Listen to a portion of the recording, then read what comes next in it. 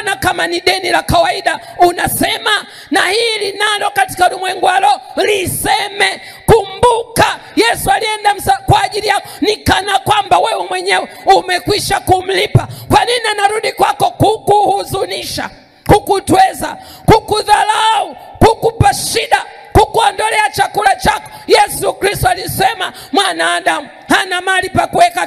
Kwa nini anarudi kukutwisha umasikini na laana? Mwambie sitaki tena, ninatoka huko, nimekumbuka, nimeshakulipa.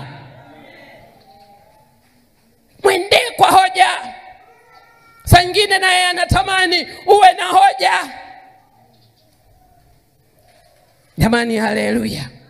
Mwende na hoja leo. Mwambie hiki sikitaki kwangu tena. Ni kama kwamba unanidhulumu kwa kunidai mara ya pili. Yesu alienda msalabani kwa ajili gani? Si kwa ajili yangu. Mwambie sitaki haya, sitaki haya, sitaki hiki katika maisha yangu. Sitaki kurudi dhambini.